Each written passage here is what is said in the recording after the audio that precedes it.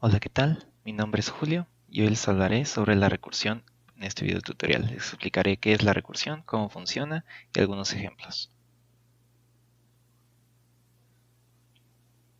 Primero, ¿qué es la recursión? La recursión dentro de la programación puede ser definida como una función en la cual se parte de un problema grande, se divide en partes más pequeñas, hasta que llega un punto en el que se llega a un caso base en el que es muy trivial la respuesta.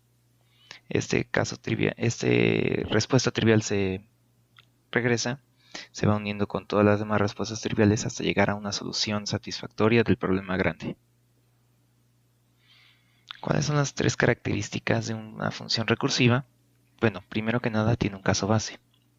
Este caso base tiene que ser la mínima expresión del problema y tiene que tener una respuesta directa y sencilla. La segunda característica es que el problema debe ser reducible. Esto quiere decir que el problema se puede dividir en problemas más pequeños, ya sea, por ejemplo, a reducir un arreglo, un string, a reducir cálculos, etc. Finalmente, la última característica es que debe haber una llamada recursiva. La llamada recursiva actúa como un puente entre la reducción del problema y el caso base. Una vez que se reduce el problema, se hace una llamada recursiva, se revisa si hay un caso base, si no, se vuelve a reducir el problema y se vuelve a hacer una llamada recursiva, así hasta que se llega al caso base y se regresa a la solución trivial. Esto funciona a través de una pila. Una pila es una estructura dentro de un compilador en la cual va procesando cada una de las instrucciones de nuestro programa, de nuestro código. Supongamos que dentro de una pila entra la función con un argumento n. Eso no significa que n sea un número. Puede ser un arreglo, un string, un apuntador, etc. Dentro de la función n, antes de que pueda ser procesada completamente, se manda a llamar a esa misma función, pero con un argumento de n-1. Dentro de esta con n-2, n-3, n-4 y n-5.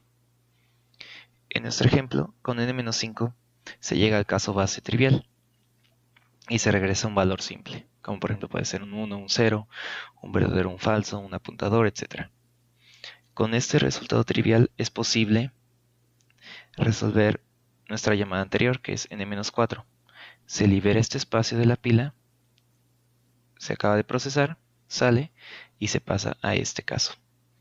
Con ese nuevo valor se puede resolver este caso, se libera de la pila, se pasa a la siguiente llamada. De nuevo se resuelve este caso, se pasa a la siguiente llamada. Se resuelve el caso, se pasa a la siguiente llamada.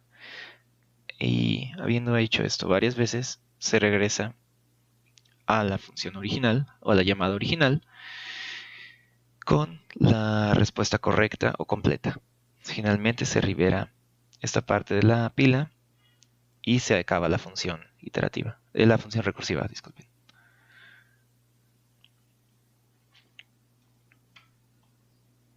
¿Cuándo conviene usar una función recursiva y cuándo no? Bueno, conviene usar una función recursiva cuando se cuentan con los recursos suficientes. Esto quiere decir cuando nuestra pila es lo suficientemente grande como para manejar los problemas y llamadas recursivas que mandaremos. De lo contrario, la pila puede desbordarse y causar un error en nuestro programa. Segunda condición, nuestro problema debe de ser divisible. Esto quiere decir que se pueda partir en pedazos más pequeños, ya sea haciendo un cálculo más pequeño o reduciendo el tamaño de nuestra estructura o restando incluso un número. Todo depende del problema. Finalmente debe haber un caso base trivial en que nuestra respuesta es sencilla. ¿Cuándo no utilizar una función recursiva? Cuando nuestros recursos son insuficientes. Esto quiere decir que nuestra pila es muy pequeña o también cuando nuestro problema es muy grande, cuando se van a hacer demasiadas llamadas recursivas. Un ejemplo de esto es la sucesión de Fibonacci de manera recursiva, puesto que para obtener las llamadas van creciendo exponencialmente conforme va aumentando la posición en la sucesión, llegando incluso a miles y miles de llamadas recursivas antes de que pueda llegar a un número grande en la sucesión como puede ser 20. Ahora, un ejemplo muy simple de una función recursiva es la de la función factorial. Como bien sabemos, un número factorial, digámosle n, puede ser calculado multiplicando a n por el factorial de n-1. A su vez, n-1 puede ser calculado con n-1 por el factorial de n-2, el factorial de n-2 con n-2 por el factorial de n-3 y así sucesivamente, hasta que se llega a un caso base. Este caso base podemos tomar ya sea al 0 o al 1, el cual su factorial siempre será 1 de ambos. Ahora, si quisiéramos implementar la resolución de un número factorial, por ejemplo en Java, necesitaríamos como argumento un número. En este caso se llama n. Primero siempre tenemos que revisar si se llega al caso base.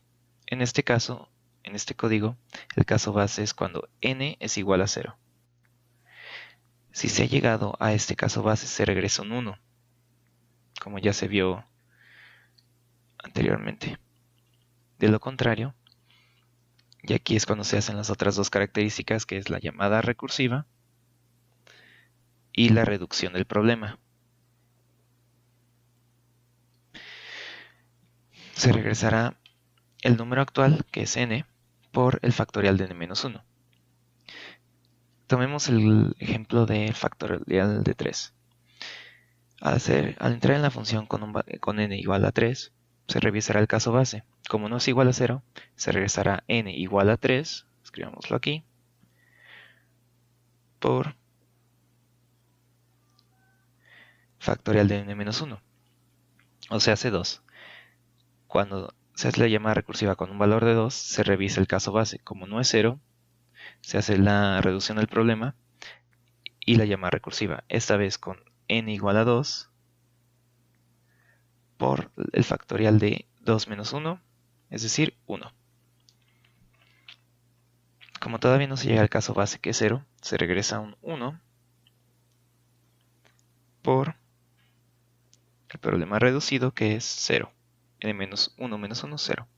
Finalmente, cuando se hace la llamada recursiva con 0, se llega al caso base, n es igual a 0, por lo tanto se regresa 1. Esto en la pila se irá regresando se irá regresando hasta llegar al 3.